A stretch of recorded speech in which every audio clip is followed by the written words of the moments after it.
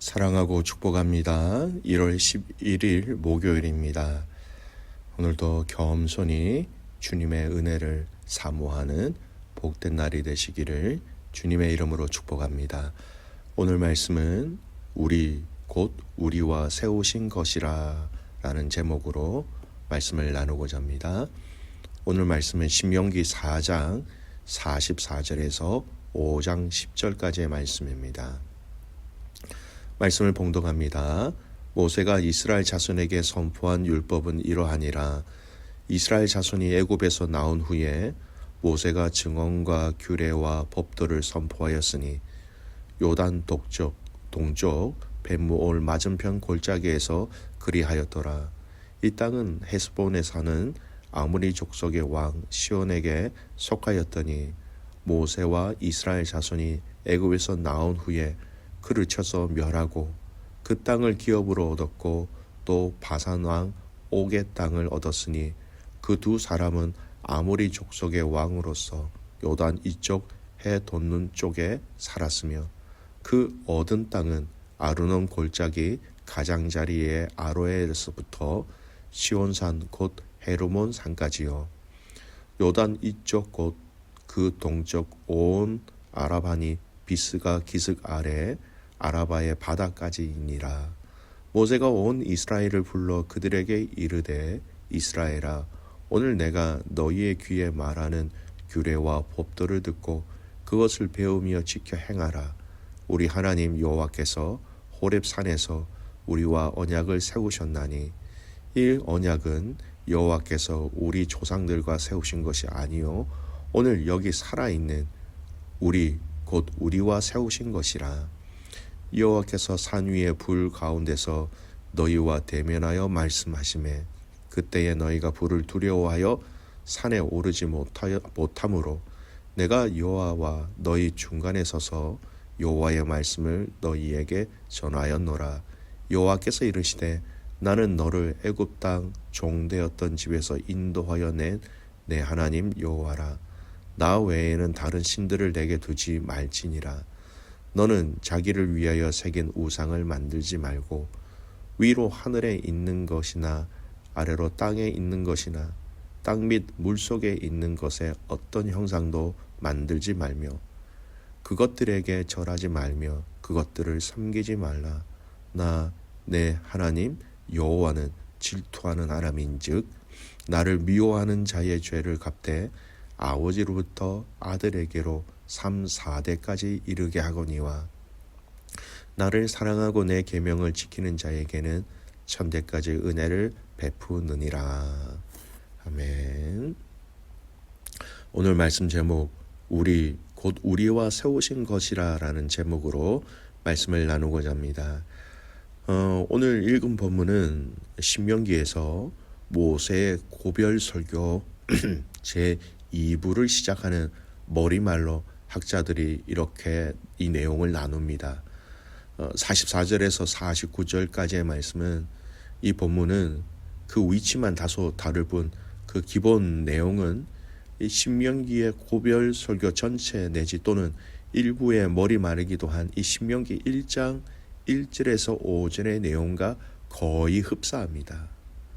모세의 고별 설교 2부라고 명칭을 붙이는 것은 그 내용 때문이다라고 생각하시면 될 것 같아요. 이전까지는 하나님의 행하신 일들과 인도하신 구체적인 사건들 그리고 하나님께서 이스라엘을 어떻게 사랑하셨는지를 말하였다면 오늘 본문 특히 또 5장부터는 이전에 나온 이야기들 중에 조금 더 구체적으로 언급하지 않았던 내용을 말하기 때문에 그 내용적인 성격으로 모세의 고별 설교 2부다라는 명칭이 달렸습니다. 특히 오늘 5장부터는 하나님의 언약 또 하나님의 약속을 기억하라라고 말하는 내용 중에 십계명에 대해서도 또 오늘과 또 내일 계속해서 이어져서 이 말씀을 얘기하고 있습니다. 언약, 계약의 내용이 중요하지요. 이스라엘 백성들이 하나님과 어떤 언약, 어떤 계약을 맺었는지 그 내용을 알아야 그들이 지킬 수 있는 것이죠. 그 내용의 핵심인 십계명에 대해서 모세는 광야 2세대 후손들에게 얘기하고 있는 것입니다. 그런데 이 말씀 중에 우리가 좀 집중해서 봐야 할 내용이 있습니다. 그 언약의 내용을 말하기 이전에 계약의 당사자가 누구인지 모세는 정확하게 언급하고 있습니다. 여러분 실제로는요. 십계명의 이 언약 계약의 체결자 당사자들은 누구입니까? 하나님과 이스라엘 백성들입니다. 여기서 백성들이라 하면 누구일까요? 광야 1세대 사람들입니다. 근데 오늘 모세는 이 체결이 광야 1세대에게만 국한된 것이 아니라 광야 2세대 너희들도 바로 이 체결의 이 언약의 체결의 당사자다라고 얘기하고 있습니다. 3절 말씀 보겠습니다. 이 언약은 여호와께서 우리 조상들과 세우신 것이 아니요 오늘 여기 살아있는 우리 곧 우리와 세우신 것이라. 호렙산 언약은 과거 아브라함, 이삭, 야곱과 맺으신 언약처럼 하나님과 개인의 맺은 언약이 아니라는 겁니다. 이스라엘 백성 전체가 맺은 새로운 언약임을 강조하고 있는 것이죠. 여러분 이 광야의 이 언약이 광야 1세대에서부터 광야 2세대에게까지 그리고 더 나아가서 오늘 저와 여러분에게 이어지고 있는 언약이라는 것을 우리는 잊지 말아야 합니다. 우리와 함께 또 곧 우리 모두라는 이 표현 역시 하나님의 언약이 과거의 열족에게만 해당되는 것이 아니라 이스라엘 광야 2세대 그리고 지금 현재를 살아가고 있는 하나님의 백성들, 하나님의 자녀들과 맺은 생생한 언약이다라는 것을 말하고 있습니다. 여러분 왜 이것이 가능할까요?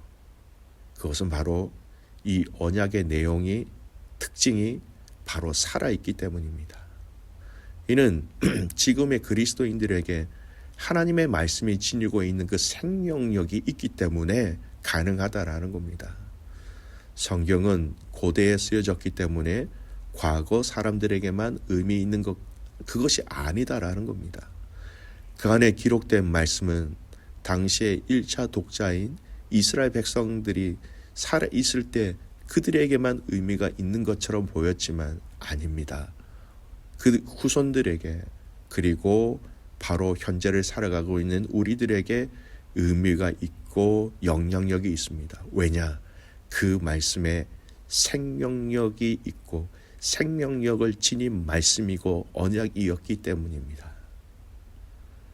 사랑하는 믿음의 성도 여러분, 하나님의 말씀 이것이 생명력이 있고 이것이 살아있고 이것이 지금도 여전히 유효하기 때문에 우리는 지금도 이 말씀 앞에 겸손히 엎드리며 구하며 간구하는 것이죠. 여러분 오히려 이것이 더 큰 은혜라는 것을 깨닫기를 바랍니다. 하나님이 우리와 이런 호렙산의 언약을 맺어 주셔야 하였습니다. 만일 이러한 주님의 약속이 예수님 시대에 살았던 사람들에게만 해당된 것이라면 그러면 우리의 구원의 은혜와 근거는 우리는 없습니다. 왜냐하면 우리가 계약을 맺은 게 없기 때문입니다. 제자들과 그 당시 이스라엘 백성들에게 선포하셨던 그 말씀이 그들에게만 해당된다면 우리도 또 다시 다른 장소에서 하나님과의 그리스도와의 언약을 체결해야 할 필요가 있다라는 것입니다. 하지만 지금까지 말씀드린 것처럼 그렇지 않다라는 겁니다. 왜냐하면 하나님이 그리스도를 통하여 이 모든 언약, 이 모든 약속은 믿는 자들에게는 다 유효하다라고 말씀하셨기 때문입니다. 로마서 10장 13절 말씀 우리가 너무나 잘 아는 말씀이죠. 누구든지 주의 이름을 부르는 자는 구원을 받으리라.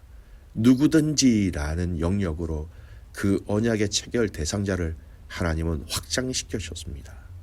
그리고 이 하나님의 약속, 언약의 위대함은 생명력이 있기 때문에 가능한 것이지요.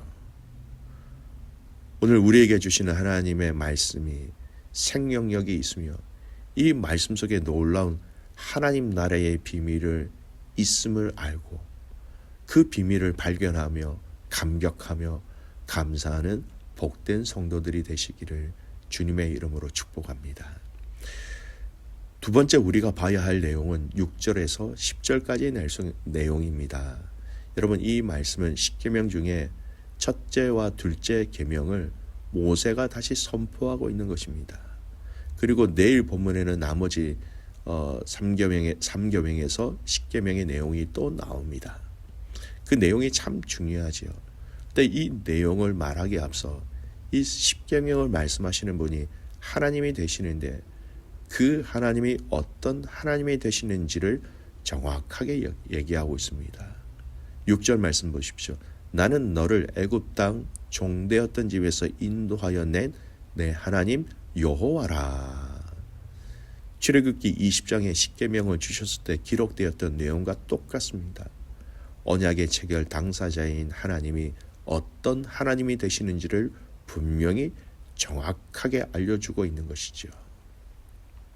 사랑하는 믿음의 가족 여러분, 우리는 하나님을 믿습니다라고 얘기할 때 그 하나님은 삼위일체 되시는 하나님이에요. 성부, 성자, 성령. 근데 여러분, 누군가 여러분에게 당신이 믿는 하나님은 어떤 하나님이 되십니까? 나에게 설명을 좀 해주십시오 라고 질문을 받게 된다면 여러분은 하나님에 대해서 어떻게 설명할 수 있습니까? 그 설명할 수 있는 것이 바로 여러분, 우리가 그 하나님을 그렇게 믿고 있다라는 것이죠. 우리는 이 질문에 두 가지 내용으로 대답할 수 있어야 됩니다. 첫 번째, 성경을 근거로 말씀할 수 있어야 합니다. 창조주 하나님, 우리를 위하여 죽으시고 부활하시고 다시 오실 성자 하나님, 이 모든 구원의 사역을 이 땅 가운데 이루시는 성령 하나님에 대해서 여러분 말씀하실 수 있어야 돼요.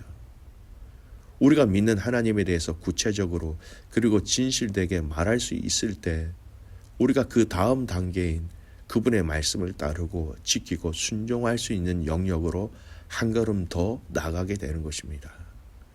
하나님의 하나님 되심을 성경을 통하여 깊이 알고 신뢰하는 것이 바로 신앙생활의 기초가 되는 것이지요. 두 번째, 이 말씀을 기초하여 살아가는 삶 속에서 우리는 하나님을 조우하고 그 조우한 하나님에 대해서 말할 수 있어야 됩니다. 성경은 이렇게 하나님에 대해서 말하고 있는데 내가 이를 믿고 있는데 일상의 생활 속에서 정말 하나님은 이런 하나님이 되신다라는 것을 말할 수 있고 증거할 수 있어야 되는 것이죠. 이것이 경험되어질 때 우리의 신앙은 실제가 되고 우리의 신앙은 좀 더 자라나게 되고 성장하게 되고 신앙생활의 깊이를 깨닫게 된다라는 것입니다. 사랑하는 믿음의 성도 여러분, 오늘 이 두 가지 내용을 기억하십시오. 하나님의 말씀이 생명력이 있기 때문에 그 언약에 생명력이 있기 때문에 그때 약속하신 그 약속이 지금 여전히 우리에게도 유효하다라는 겁니다. 두 번째, 우리가 믿고 있는 그 하나님을 여러분 어떻게 고백해야 합니까? 그 하나님의 하나님 되심을 말씀을 통하여 그리고 우리의 삶을 통하여 많은 사람들에게 고백하고 증거하고 알릴 수 있어야 하는 것이지요. 소원합니다. 오늘 이 하루가 하나님의 하나님 되심을 말씀을 통하여 여러분의 삶의 체험을 통하여 하나님을 고백할 수 있기를 축복합니다. 그리고 그 하나님을 변함없이 우리를 사랑하시는 그 언약의 말씀을 붙잡고 우리도 함께 하나님을 사랑하며 신뢰하며 순종하며 나아가는 복된 하루가 되시기를 주님의 이름으로 축복합니다. 아멘. 기도하겠습니다. 하나님 아버지 감사합니다. 하나님의 그 약속, 하나님의 그 언약이 하나님 그 당시 그들에게만 허락하신 것이 아니라 믿는 모든 자에게 허락하신 하나님의 큰 복이라는 것을 알게 하여 주셔서 감사합니다. 누구든지 주의 이름을 부르는 자는 구원을 받으리라. 그 약속의 신실함, 생명력이 누구든지 주의 이름을 부르는 자들에게 허락하신다라고 말씀하셨사오니 그 은혜를 누리고 체험케 하여 주시옵소서. 오늘 우리가 하나님에 대해서 어떤 하나님이 되심을 믿고 있는지 정확하게 알게 하시고 말씀을 통하여 하나님을 이야기하며 증거하며 또 그 하나님을 내 삶 속에서 체험한 것으로 그들에게 세상에게 말할 수 있도록 오늘 하루 우리의 삶을 영적으로 풍성하게 하여 주시옵소서. 사랑하는 믿음의 가족들 건강을 지켜주시고 또 오늘 치료와 또 모든 병원의 과정들 또 약을 먹고 회복하는 이 모든 과정 속에 하나님 성실하게 신실하게 동행하여 주시옵소서. 그렇게 가실 주님을 신뢰하며 살아서 역사하시는 예수 그리스도의 이름으로 감사하며 기도드리옵나이다. 아멘.